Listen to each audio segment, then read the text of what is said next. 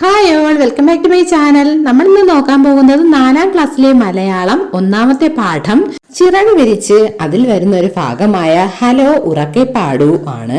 നമുക്ക് പാഠഭാഗത്തിലേക്ക് പോകുന്നതിന് മുന്നേ ചാനൽ സബ്സ്ക്രൈബ് ചെയ്യാതെ ആരെങ്കിലും കാണുന്നുണ്ടെങ്കിൽ ചാനൽ ഒന്ന് സബ്സ്ക്രൈബ് ചെയ്തേക്കുക, ലൈക്ക് ചെയ്യുക, നിങ്ങളുടെ കൂട്ടുകാരിലേക്ക് ഷെയർ ചെയ്യുക, ഒപ്പം ഹൈപ്പ് ചെയ്യാനും മറക്കരുതേ. അപ്പൊ നമുക്ക് നോക്കിയാലോ. ഹലോ ഉറക്കെ പാടൂ. ചന്ദ്രനിലേക്ക് സൈക്കിളിൽ പോയി മടങ്ങി വന്നൊരു കുട്ടിയെ പോലെ പട്ടൂസും ആകാശയാത്ര നടത്തിയിട്ടുണ്ട്. എങ്ങനെ? നമ്മൾ നേരത്തെ പാഠഭാഗത്തിൽ പഠിച്ചത് ചന്ദ്രനിലേക്ക് പോയ കുട്ടിയെ കുറിച്ചാണ് അല്ലേ? ഇനി നമ്മൾ പഠിക്കാൻ പോകുന്നത് പട്ടൂസിന്റെ ആകാശയാത്രയാണ്. ആരാണ് പട്ടൂസ് എന്നറിയണ്ടേ? നമുക്ക് വായിച്ചു നോക്കാം. അവിടെ ഒരു പട്ടത്തിന്റെ ചിത്രം കണ്ടു കാണുമല്ലേ? ഹലോ ഉറക്കെ പാടൂ. ഹിയട ഹിയ, ഹായ്, എന്തു രസം ഇങ്ങനെ പറക്കാൻ. ഹോ, അപ്പോഴേക്കും ദേ തുടങ്ങി പിടിച്ചു വലിക്കാൻ. ആദ്യമായി പറക്കുകയാണ് പട്ടൂസ്. ഈ പിടിവലി അവൻ ഒട്ടും പിടിക്കുന്നില്ല. അതിന്റെ നീരസം അവന്റെ മനസ്സിൽ പതഞ്ഞു പൊങ്ങി. നന്നായിട്ടൊന്ന് പറക്കാനും സമ്മതിക്കില്ലേ? കഷ്ടം തന്നെ.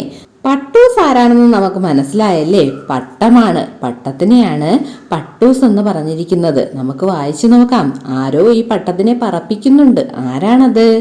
അവൻ താഴേക്ക് നോക്കി. അതാ ദൂരെ അങ്ങു താഴെ ഒരു പൊട്ടുപോലെ. പട്ടൂസ് സൂക്ഷിച്ചു നോക്കി. ദേ ആബിദക്കുട്ടി. ഹോ, ഇവളുടെ ഒരു കാര്യം. ആബിദ, അവളാണ് പട്ടൂസിനെ ഉണ്ടാക്കിയത്. കത്രികയെടുത്ത് വർണ്ണക്കടലാസുകൾ മുറിക്കുമ്പോൾ അവൾ പറയുന്നുണ്ടായിരുന്നു, പട്ടൂസേ, ഇത്താത്തയുടെ മുത്തല്ലേ, കരയല്ലേ, ഒട്ടും വേദനിപ്പിക്കില്ല. പച്ചീർക്കിൽ വളച്ചൊട്ടിക്കുമ്പോഴും അവൾ പറഞ്ഞു, കരയല്ലേ. പശ തേച്ച് ചിറകുകൾ ഒട്ടിച്ചു ചേർക്കുമ്പോൾ അവന് വല്ലാതെ ഇക്കിളിയായി. അവൻ കുതറിക്കുടഞ്ഞ് ചിരിച്ചുപോയി. അപ്പോൾ ഈ വരികളിലെല്ലാം പട്ടൂസിനോടുള്ള ആബിദയുടെ സ്നേഹമാണ് മനസ്സിലാകുന്നത് അല്ലേ? അപ്പൊ നമുക്ക് ബാക്കി വായിക്കാം. പട്ടൂസേ, വല്ലാതെ മുകളിലേക്കൊന്നും പോകല്ലേ, കാറ്റടിച്ച് ജലദോഷം പിടിക്കും. രാത്രിയാവുമ്പോൾ വേഗം താഴേക്ക് വരണേ. അവൾ പട്ടൂസിനെ സാവധാനം പറത്തി തുടങ്ങി. ആരാണ്? നമ്മുടെ ആബിദക്കുട്ടിയല്ലേ? എന്നിട്ട് എന്ത് പറയുന്നുണ്ട്? മുകളിലേക്ക് പോയി ജലദോഷമൊന്നും വരുത്തല്ലേ എന്ന് പറയുന്നുമുണ്ട്. ആകാശത്തെത്തിയപ്പോൾ കഥയാകെ മാറി. മാനത്തിനുണ്ടോ വല്ല അതിരും വരമ്പും? നീണ്ടു പരന്നങ്ങനെ കിടക്കുകയല്ലേ. പറന്നു രസിച്ചും കളിച്ചും ചിരിച്ചും നേരം പോയത് അവൻ അറിഞ്ഞതേയില്ല. കളിയുടെ ഹരത്തിൽ താഴത്തുള്ള ആബിദക്കുട്ടിയുടെ കാര്യം തന്നെ അവൻ മറന്ന മട്ടുണ്ട്. പരുന്തിനെ തോൽപ്പിക്കാനുള്ള പന്തയ പറക്കലിന്റെ ആവേശത്തിലാണ് പട്ടൂസ്. ഇർണീം ഇർണീം ഇർണീം ഇർണീം നൂൽഫോൺ അടിച്ചു. അതെടുത്ത് ചെവിയിൽ ചേർത്തു അവൻ. ആരായിരിക്കും പട്ടൂസിനെ വിളിച്ചത്? ആബിദക്കുട്ടിയായിരിക്കുമല്ലേ? പരിഭ്രമം കലർന്ന സ്വരം. അങ്ങേ തലയ്ക്കൽ ആബിദയാണ്.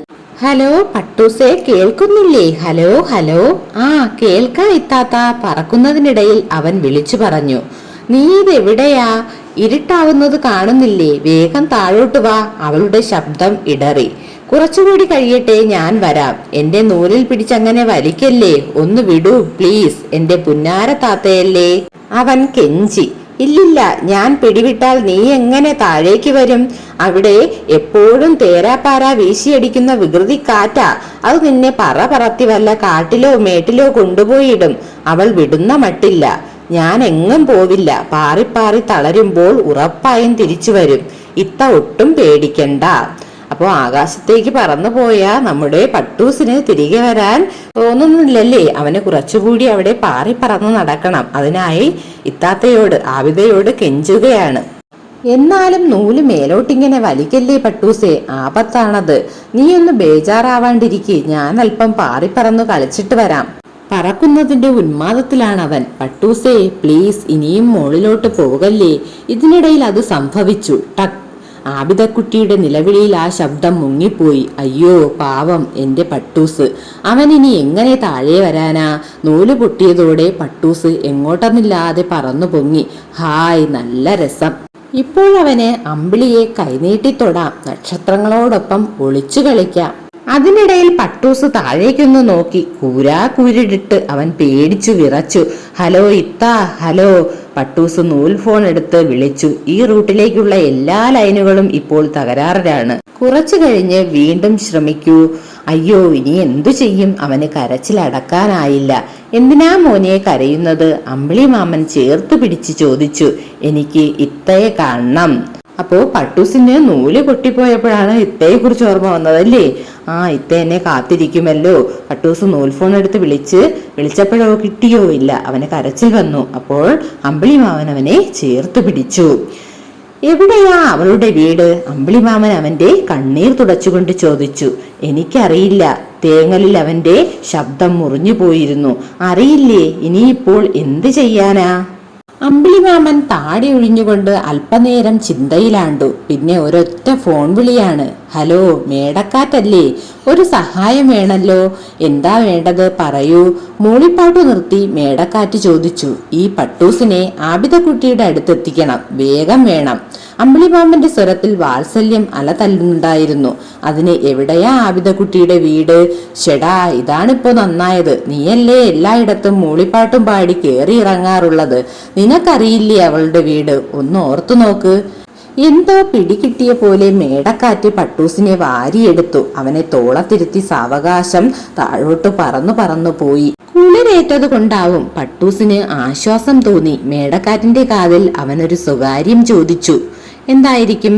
അത് നോക്കണം. അവൻ എവിടേക്കാ പോകുന്നത്? അമ്പിളിമാമൻ മേടക്കാറ്റിനോട് പറഞ്ഞു പട്ടൂസിനെ ആബിദക്കുട്ടിയുടെ അടുത്തെത്തിക്കാനല്ലേ. അങ്ങനെ മേടക്കാറ്റ് നമ്മുടെ പട്ടൂസിനെയും കൊണ്ട് പോവുകയാണ്.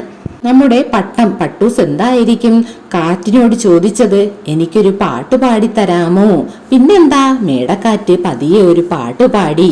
ഒരു മണ്ണിൽ ജനിച്ചു നാം, ഒരു മഞ്ഞു പുതച്ചു നാം, ഒരു വെയിലു നുണഞ്ഞു നാം, ഒരു ഗാനം മൂളി നാം.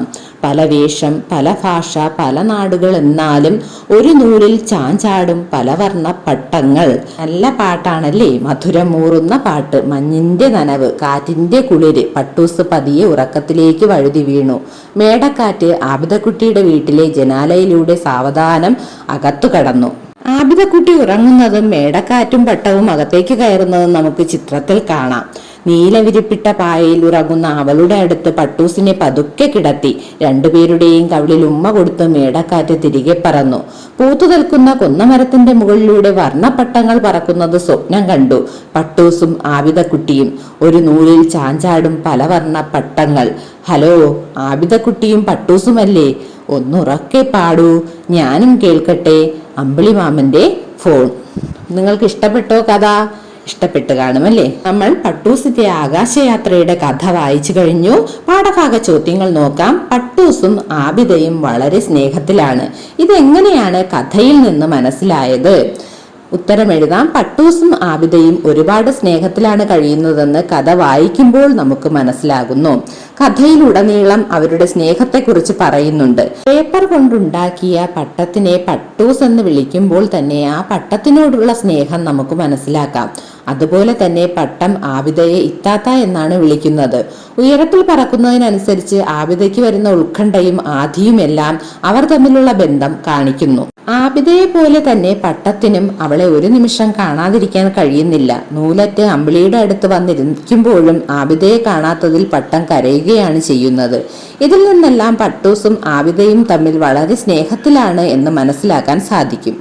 അടുത്ത ചോദ്യം നോക്കൂ. എന്തൊക്കെ പുതിയ വാക്കുകളും പ്രയോഗങ്ങളുമാണ് കഥയിൽ നിന്ന് കണ്ടെത്തിയ വാക്കുകൾ: ഖരം, പന്തയം, ആവേശം, പരിഭ്രമം, കെഞ്ചി, ബേജാറ്, ഉന്മാദം, വാത്സല്യം, സാവകാശം. ഇനി പ്രയോഗങ്ങൾ എന്തൊക്കെയാണെന്ന് നോക്കാം.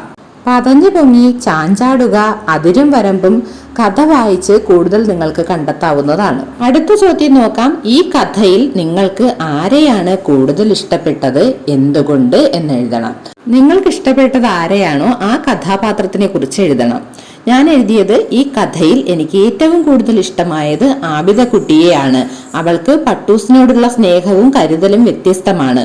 ഒരു അമ്മയുടെ വാത്സല്യമാണ് ആബിദയ്ക്ക് പട്ടൂസിനോടുള്ളത് എന്നാണ് എനിക്ക് തോന്നിയത്. കാണാതാകുമ്പോൾ ഫോൺ വിളിക്കുകയും ഉയർന്നു പറന്നാൽ ജലദോഷം വരുമെന്ന് പറയുകയും എല്ലാം ചെയ്യുന്നുണ്ട് ആബിദ.